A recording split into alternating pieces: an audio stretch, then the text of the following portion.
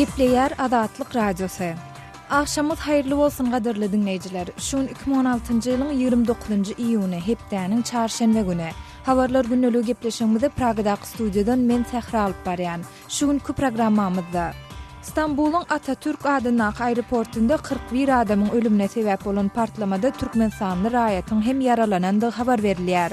Sol büyük olan patlamanın neticesinde gözükçülük kontrolünden geçerken bizim Türkmenistan ayarlarının birine sağlığına zarar etti. Türkmenistanda Prezident Berdimuhammedowyň bir kim 60 ýaşy bellenýär. Prezident Berdimuhammedowyň dogulunyň güni indi bir näçe ýyl bäri ýurdun dürli welaýatlaryna gezekleşdirilip bellenilýän medeniýet hepdeliklerini gawat gelýär. Mar welaýatynyň Bayramaly etrawynyň ýaşaýjylaryndan prezidentiň etrawy etjek saparynyň dowamında äpişgelerdäki tutulary gallyrmazlyk, tamdyrda ot ýakmazlyk tawşyrylýar. Gelen günler sağlamız daşaryk tutmana zar bolýarlar, çıkaran oklar. Yarım saatlyk habarlar günneligi gepleşigimiziň çäginde şu we beýlik maglumatlary eşitdirmäsi ýanşarys. Gepleşigimiziň başynda günüň täzelikleri bilen tanyş bolan.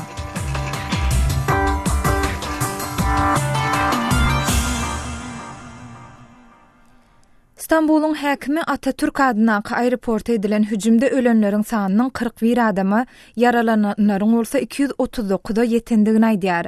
Türkiýanyň premier ministri Binali Yıldırım 29-njy iýunda aeroportda jurnalistlere beren beýanatynda howa gatnawlarynyň talaba laýyk dowam edýändigini ma'lum etdi. Türk Howa Ýolları kompaniýasynyň web saýtynda berilen maglumatda uçuş operasiýalarynyň gaýtadan başlanandygyna aýdylyp, ýolawçylara özleriniň aktual ýagny bar bolan uçuş maglumatlaryny iýdarlamak maslahat berilýär. 28-nji iýunda giýişlik janynyň geçen 3 hüjümçi aeroporta hüjüm etdi. Türk prezidenti Recep Tayyip Erdoğan günäsiz parahat ilat edilen terrorçulukly hüjümi ýazardy. Ýewropa Birleşiginiň liderleri Britaniýanyň Birleşigi terk etmek baradaky kararynyň ideýany Ýewropa Birleşigini berkitmeň ýollaryny ara alyp maslahatlaşmak üçin ilkinji edek 27 agda ýurt formatynda duşýarlar. Duşuň birinji günündäki maslahatyna gatnaşan Britan premier ministri David Cameron 29-njy iýunda Brüsselde geçirilen sammitde gatnaşmady. Meniň pikirimçe bugünkü duşuk David Cameron barada däl, bugünkü duşuk biz barada, biziň jewsligimiz we Britaniýanyň bileşikden çykyş döwrüne taýýarlyk görmek barada diýip Litvanyň prezidenti Dalia Grybauskaitė aýtdy. Türkmenistanyň Içeri işler ministrligi Türkmenmaşynyň newiti gaýtadan işleýän zawodlar toplumyndaky ýağ ýangyçlar üçin niýetlenen ätiýaşlyk çeleginde, ýagny rezerwuarynda partlamanyň bolan baradaky maglumatlary reddedýär diýip Rosbaltu neşri habar berýär. Orsetň Rosbaltu neşriniň Türkmen Içeri işler ministrliginiň hukuk goraýjy organlaryna salgylanyp berýän maglumatyna görä, Türkmenmaşy şäherinde adatdan daşary hiç ýyly ýagdaý galy berse-de adam mitkisi bolmandy. Şol bir wagtyň özünde 27-nji iýunda Adatlyk radiosynyň Türkmenistanyň Newitgaz ministrligindäki çeşmese geçen anyny uny geçlik Türkmenmaşynyň newiti gaýtadan işleýän zawodlar toplumyndaky ýağ ýangyçlar üçin niýetlenen ätiýaşlyk çeleginde partlamanyň bolandygyny tasdiklap, wakanyň netijesinde bir aýal maşgalanyň yaralanandygyny habar berdi.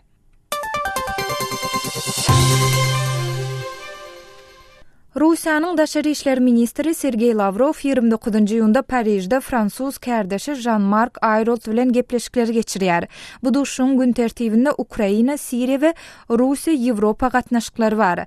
Duşuň dowamında terrorçylyga garşy görüşde hyzmatdaşlyk etmek barada maslahat ediler. Şeýle-de olar Ukraina, Libiýa, Siriýa we ýakyn gündogor ýaly iň aktual halkara meseleleri çözmek ugrunda edilýän işleriň progresine serederler diýip Rusiýanyň Daşary işler ministrliginiň medeniýet wekili Maria Zakharova aýdýar. Şeýle-de ol Lavrov we Ayrault Russiýa bilen Ýewropa Birleşiginiň arasyndaky gatnaşyklary şolsanda Beýik Britaniýanyň Ýewropa Birleşiginiň düzümünden çykmak baradaky referendumyň bolaýmagy mümkin netijeleri barada pikir alşarlar diýdi.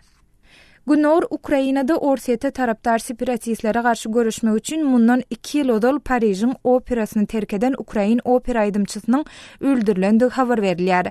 Vasil Slibagyň öldürilendigini Ukrainanyň Ýewropa Geňeşindäki hemişelik wekili Dmitri Kuleba 29-njy iýunda Twitter sosial ulamyna çap eden maglumatynda tasdiklady. Ukrainadaky media serişdesi Donetsk regionundaky Ukrain eskerlerine we meýle tinçilerine salgylanyp Slibagyň 29-njy iýunda ýerden saat 6 töwereg Luhansk owasynyň golaýynda snayper ýagny mergen tarapyndan öldürilendigini ýazýar. Türkmenistanda 4 günden bäri giň gerimde öçürilen mobil internet şugun ýagny 29-njy iýunda gaýtadan işläp başlady. 25-nji iýunda ýerden Türkmenistanda hereket edýän iki mobil operatory internet hyzmatlaryny kesipdi. Şol bir wagtda 27-nji iýunda MTS we TMSL kompaniýalarynyň jogapkär resmiýetleri mobil internetin kesilmeginiň sebäbi we onuň haçandan işläp başlajakdygy barada maglumat bermediler. Hormatly dinleyijiler, siz şu saatın käbir möhüm habarlary bilen tanış bolduğunda olar taýýarlap dikkatiňize ýetiren men Sähra. Saatlar kesmeden soň gepleşigimizde habarlar günnelik programmamyz bilen dowam etdirýäs. Hormatly dinleyijiler, gepleşigimizde dowam etdirýäs. İstanbul'un häkimi Atatürk adyna aeroporta edilen hüjümde ölenleriň sanynyň 41 adama, yaralananlaryň bolsa 239-a ýetendigini aýdýar. Şol bir wagtyň özünde Türk aeroportunda bolan bu hüjümde yaralananlaryň arasynda Türkmenistanyň raýatyň hem bardygy habar berilýär. Bu barada kärdeşim Merdan Saryfowyň berjek giňişräk maglumatyny bilelikde diňläliň. İstanbul'un Atatürk adyndaky halkara aeroportunda bolan partlamada ölenleriň sany 41 adama, yaralananlaryň sany hem 239 adama ýetdi. 28-nji iýun giçlik aeroportda janyndan geçen 3 hüjümçi özüni partladypdy. Azatlyk radiosynyň İstanbuldaky çeşmesi wakada iň azyndan bir Türkmenistany raýatyň hem yaralanandygyny habar berýär. İstanbul'un hastahana pudugunda zähmet çekýän migrant işçi Rozaway partlamada bir Türkmenistanyň aýalyň aýagyna şiketin ýetendigini gurrun berdi. Şol dünkü olan patlamanın neticesinde gözekçilik kontrolünden geçerken bizim Türkmenistan ayarlarımız birine sağlığına zarar yeten ziyanın neticesinde onun sağ ayağının topuktan yukarı müsisse diye de şol kısımlığına metal cisimlerinin birinin kaçıp ayağını kesmesi ve ayağını onun dikiş düşmesine sebep oluyor. Yani geleceğin özünden soradım. Hazır şu makal gürleşen makalimem, şol gürleşip faydalı makalimem kembir kol gürleşip bilen yok. Korkudan yani panikten yani ne ettiğini bilmem. Türkmenistanyň Ankaradaky ilçihanasy partlamada şikayet alan Türkmenistanlylaryň anyk sany barada häzir tahkik maglumatlary berip bilmejekdigini aýtdy. Bu partlamada ýogulan adamlaryň sany hem çap edildi. Oňa görä wakada bir özbek raýaty hem helak bolupdyr. Kırgızstanyň İstanbuldaky konsuly şeýle maglumat berdi. Yaraly bolanlaryň arasynda Kırgızstanlydygy saklanýan 2 adam bar. 22 ýaşly Bagtyar Ýunusow we 20 ýaşly Rufat Salimow. Häzir olary gaýsy keselhana äkidenliklerini şeýledi, olara ýeten şikayetiň derejesini anyklamaga synanýar. Azatlyk radiosynyň özbek gullugy wakada azyndan bir Özbekistanlynyň hem yaralanandygyny anyklamak başardy. Wakanyň bolan ýerine tapar eden Türk Premier Ministri Binali Yıldırım hüjümi İslam döwleti toparynyň amala aşyrandygyny inanylýandygyny aýtdy. Güvenlik güçlerimizin yaptığı tespitler terör eyleminin DAEŞ örgütünce gerçekleştiğini işaret etmektedir. Türkiýanyň prezidenti Recep Tayyip Erdoğan muny beýguna adamlara garşy edilen terroristik hüjüm diýip adlandyrdy. Türkiýede soňky aýlaryň dowamında Kürt separatistleriniň we İslam döwleti toparynyň jeňçileriniň amala aşyrandygy aýdylýan bir näçe partlamalar boldy. Aktam, BMG, Germaniýa we beýleki döwletler bu hüjümleri berk ýazgyryp çykyş etdiler.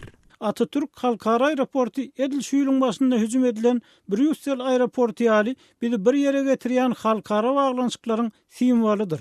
Diýip Aktamyň sözçüsi Josh Ernest aýtdy. Atatürk aeroportu häzir dolu dipginde işläp başlady. Türkiýanyň Premier Ministri Binali Yıldırım 29-njy iýunda aeroportdaky howa gatnawynyň kadaly ýagdaýda işläp başlandygyny habar berdi. Hava trafiği normale dönmüştür. Kärdeşim Merdanyň taýýarlan maglumatyny dinlediňiz. Azatlygy line ulgamynda Goşmak 420 773 797 383 telefon belgisi arkaly tapyp bilersiňiz. Biziň bilen habarlaşyp maglumatlary, suratlary we videolary ugradyň. Şahsiýetiniz dolu gizlilikde saklanar. Telefon belgimizi ýene ýatlaýar. Goşmak 420 773 797 383.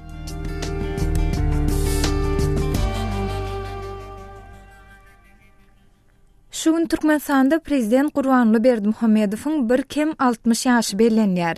Bu münasibetli anyk nähil çärelerin geçirilýäni barada häzirlikçe maglumat ýok. Emma geçen ýyl bu sene gawatlanyp Aşgabatda Arkada parky ýagny seýilge açylypdy. Bu barada kardeşim Ýowşan Anurwanyň taýýarlan maglumatyny dinläliň.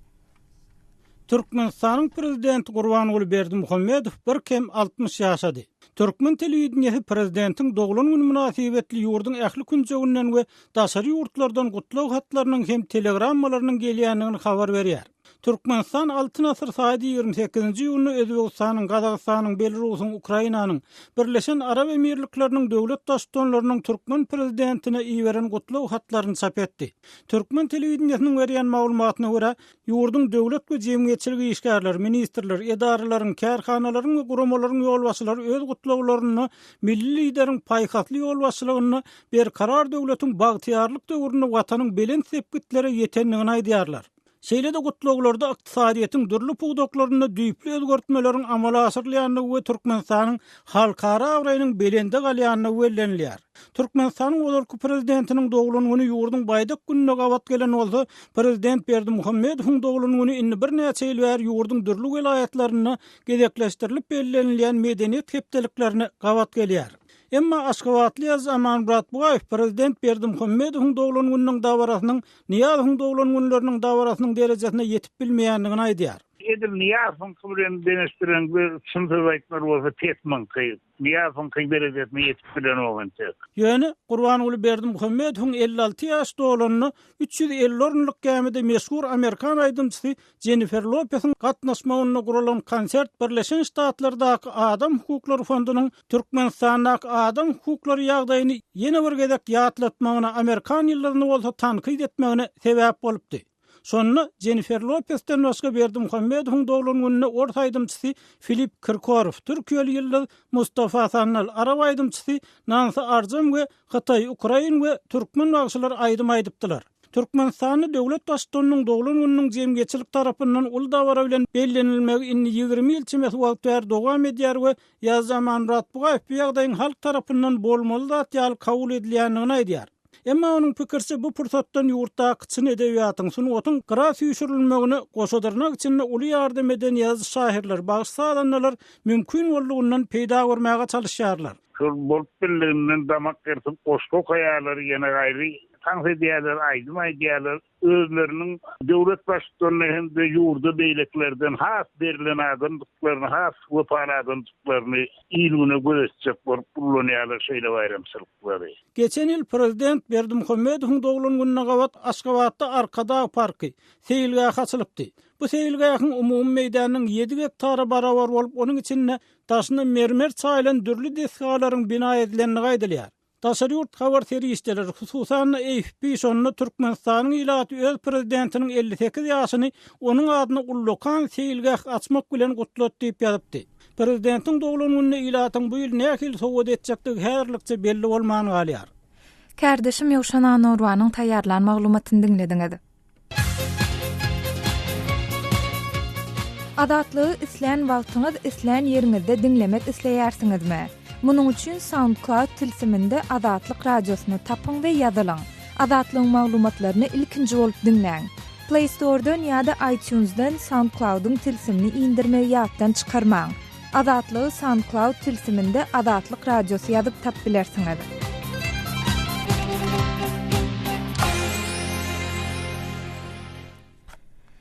Türkmenistanyň prezidenti Gurbanguly Berdimuhammedowyň Mary welaýatynyň bayramaly etrawyna etjek saparynyň öňýände howpsuzlyk resmileri öýmöýe aýrylanyp, ýaşaýjylara prezidentiň saparynyň dowamında öz äpişkelerinäki tutulary açmadlygy, tamdyrlarda ot ýakmadlygy tawşyrýarlar. Bayramalynyň ýaşaýjylarynyň prezidentiň etrawy etjek sapary döwründäki täze düzgünlerden habarladyklary baradaky talapnama gol goýmalydygy hem habar berilýär. Bu barada bayramaly Suray Türkiýede kawaçymy döwlet baýhana gurrun berdi. Sağlar bilen görsünler yani gitlerim ama soňra zamaşňa çykdym. Aýaly onuň oýuna hayırdır dedim. Näme boldy dedim. Onuň oý dedi prezident gele bayramala. Sanatoriýa geler inni onu özüne mod edipdir. Her ay çay kanýokully. Onun 20 günlük gelýärsin ýa-da bilen birinjiler. Şoň üçin internetler näme şu günüň ýapýarlar. Mardaklan kam ýapyk. Prezident gele no mintek o belli däl Hasan Geljeramo. Öňünde tetikleýärler emme ýerler. O gelen gününe çağılamyz daşaryk çıkmana zar bolýarlar. Çıkaran oklar. Prezidentin Hasan Geljergen belli-de. Yok aýtmýarlar Hasan Geljergen. Näme erkek gelýär diýse ýa şu günü gelýär. Ýa-da bir 3 günden gelýär diýse alýarlar. Şu günü gelýär. Suray, inha şol prezident bayramala şol siziň ýaňyzdaky sanatoriýa dynjalmaga gelenne yerli halkyň adaty durmuş şertlerini näme ütgeýe? Yerli halka nähili ýaşaýyş rejimi hödürlenýär. Adamlar näme etmeli? Adamlar üçin näme gadagan näl? Umuman şol prezidentin sapar edýän makaly öňkü döwürdäki başdan geçirilen tejribeler, häzir başdan geçirilen tejribeler, durmuş şertler, ýagdaýlar şu arada da bir maglumat berýän. Suray. Sanatoriýanyň üstüne gelip gitýänçe bir 20 sana sniperler otýar. Her zadyň üstüne sniperler otýar. O tarapdan aýnamyz açýarsam der o sniperler aýtýarlar perdelerinizi ýapyň diýip. Ýöne öýe gelmezden öňüm aýtýarlar gapy ýerýärler. Perdenizi açaňyz ok, daşaryk çykaňyz ok, körsereňiz ok, tamdyr ýakaňyz ok. Adatana sarýagdaýda o gelenine gutup çıkmaya içerdi. Kapı aylanyalar, öýünde näçe adam var, kim Türkde, kim Türkde däl. Açan üýtdi, näme tüýnü üýtdi, näme sebäpden üýtdi. Ýeke barlar ýazýarlar, gol çekdirýärler. Aynen aşek gel, körseljek gel, tamdıraşek gel, şoňa gol çekdirýärler. Dilhat ýazy Ha, o dilhat ýazylar senem gol çekýän şoňa. Birden ýalňyşyp bir penceresini açan ýa-da tamdyryny otlan bolsa näme diýerler? Otlanyň bilen bile otlak goýurlar, näme üçin saňa gol çekdirýärler da olur. Birde pulzeňe berýärler saňa. Berdik biz birde pulzeňe, sen gol çekip aldyň bizden, gol çeksin. O taýdan häzir sen öldüren, ben kim gidip ýedesin aýsany? Aynen aşek gel, körseljek gel, tamdıraşek gel, şoňa gol çekdirýärler. Dilhat ýazy Ha, o dilhat ýazylar senem gol çekýän şoňa. Birden ýalňyşyp bir penceresini açan ýa-da tamdyryny otlan bolsa näme diýerler? Otlanyň bilen bile otlak goýurlar, näme üçin saňa gol çekdirýärler da olur. Birde pulzeňe berýärler saňa. Berdik biz birde pulzeňe, sen gol çekip aldyň bizden, gol çeksin. O taýdan häzir sen öldüren, ben kim gidip ýedesin aýsany? Habarçymyz Döwlet Baýhanyň bayramaly etrawyndan özüni Suray diýip tanışdyran ýaşaýjy bilen geçiren söhbetdeşligini dinlediňiz.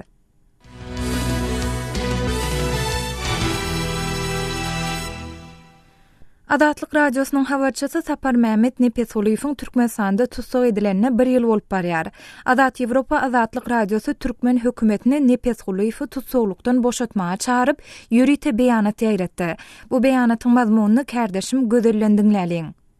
2015-nji ýyldan beri Adatlyk radiosynyň türkmen gullugy bilen işleşýän Sapar Mehmet Nepesoliýew öz düşüren suratlary we video materiallary arkaly dinleýijileri yerli ilatyň durmuşy barada senzurasyz habarlar we maglumatlar bilen üpçün edýärdi. Nepesoliýew 2015-nji ýylyň 7-nji iýulynda Awazar şäherinde jurnalistika işine laýyklykda zerur materiallary surata düşürýän wagtynda Türkmenistanyň Milli Howpsuzlyk Ministrliginiň işgärleri tarapyndan tutsak edildi. Nepesoliýew 2015-nji ýylyň 31-nji awgustynda Türkmenbaşy şäherinde ýapyk kapylaryň aňyrsynda geçirilen suud işinde neşe bilen bagly aýyplamalar esasynda tutsaklyga hökm edildi. Nepesoliýewiň ykbaly baradaky iň soňky maglumatlar 2015-nji ýylyň sentýabryna degişli. Adat Ýewropa Adatlyk radiosynyň baş redaktory Nenad Peç Nepesoliýewiň tutsak edilmegini jurnalisti dymdyrma üçin edilen wagşylarça hereket hemde adam hukuklarynyň we insanperwer standartlarynyň bozulmagy diýip atlandyrdy we türkmen häkimetlerinden onuň derhal boşadylmagyny talap etdi. Bu çağırışa halkara guramalary hem goşuldylar. Kärdeşim gözeliň beren maglumatlaryny dinlediňiz.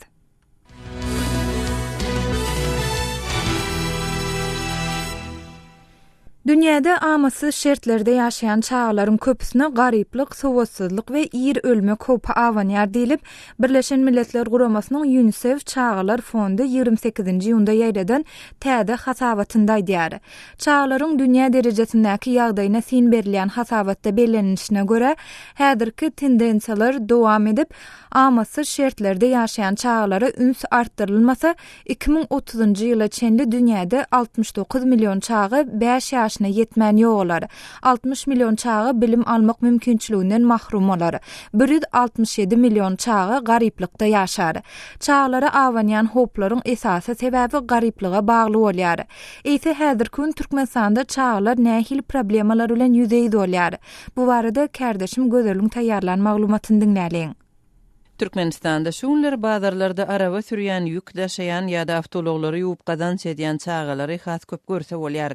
Gazanç edýänleriň eli ýuwka maşgalalaryň çağalardygyny yerli synçylar aýdýarlar we munyň bilen bir wagtda Türkmenistanda häzirki wagtda döwletiň çağalar barada edýän aladalaryny mahawat edýän çäreleriniň hem köpölenligini belliýärler. Şunlar owa ýerlerinde çağalaryň mal bakýanlygyny we ekin meýdanlarynda işleýänligini görmek hem mümkin. Türkmenistanly ýa-da Murat häzirki wagtda guramaçylykly din jalmak üçin Türkmenistanly çağalaryň ençemesinde yeterlik mümkinçiligiň ýokdugyny belledi. Bellemelerde ön etraflarda, mekteplerde bunu işleyen dinzaslagerleri aktivatlandırılıyor. Şolunga hani ürün kesil ağırlı yeni de bellemelerde her etrafın öğünün tom faslında işleyen dinzaslagerler var. Demek bular şol etraflardaki çeşmelerin moyununa, dağ zulvelerini amal ediliyor.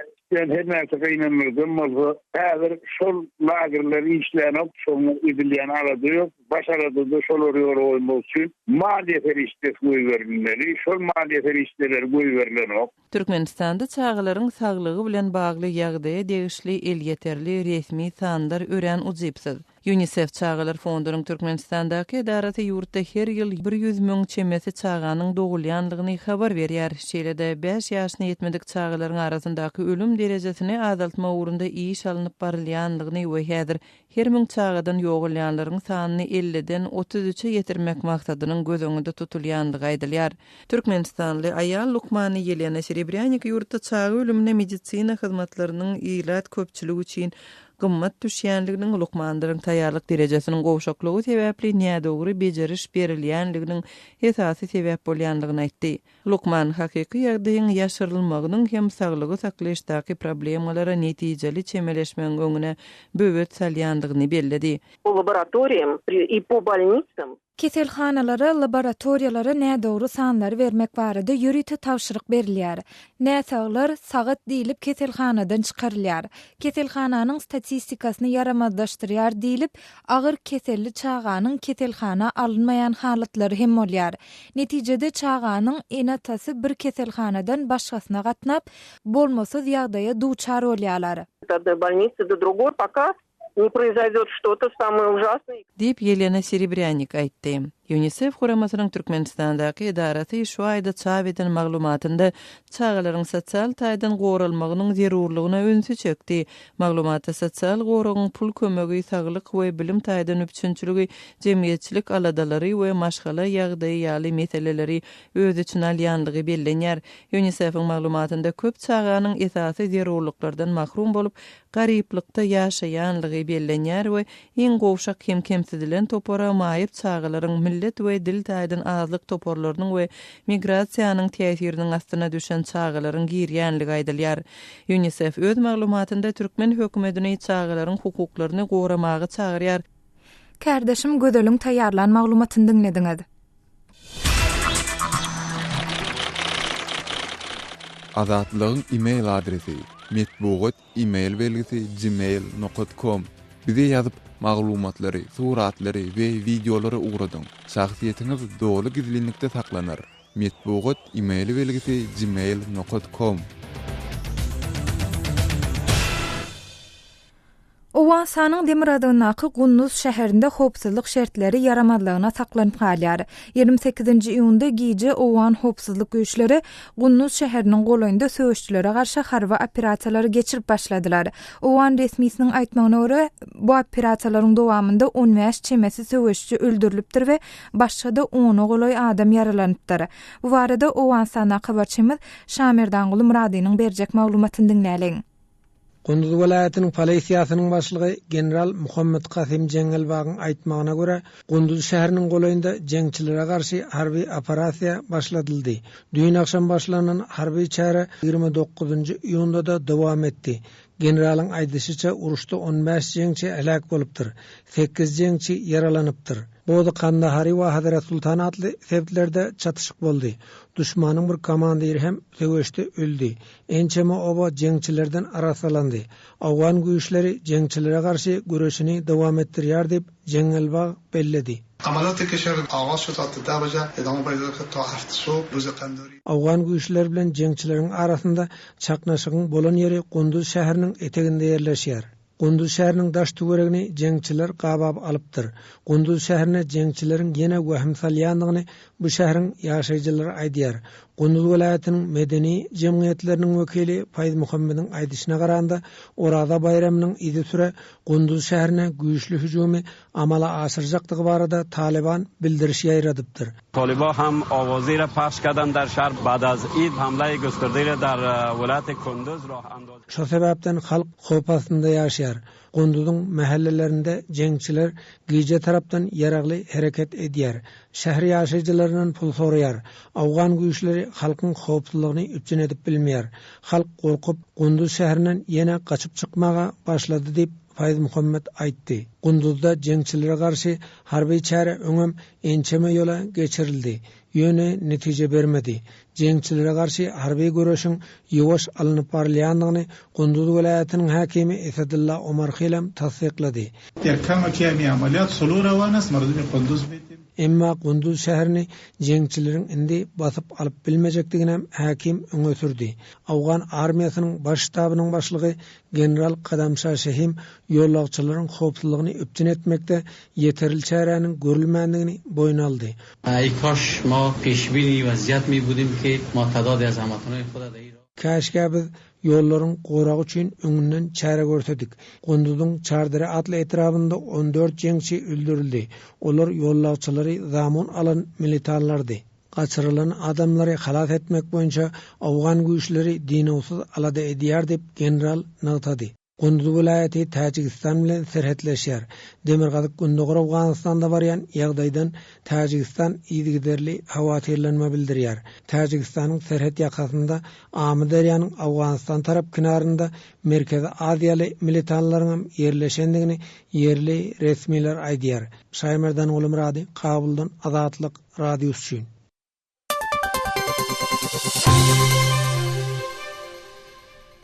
Hormatly dinleýijiler, gepleşigimizde efire giden maglumatlarymyz barada öz pikir garaşlaryňyzy biziň bilen paýlaşmak isleseňiz ýa-da sebitiňizde bolýan wakalar barada bize maglumat bermek isleseňiz biziň medbuat email belgisi gmail.com email adresimizde haturadyň. Şahsiýetiňiz gizlinlikde saklanar. Gaderli dinleýijiler, şunuň bilen habarlar günnelik gepleşigimizi hem geçirip utorýas. Programmany Pragdaky studiýadan men Sähra alyp berdim. Saatlar ketmeden soň gepleşigimizi ýazgyda dinläp bilersiňiz. Azatlyk radiosynyň tolkunlaryndan aýrylmaň.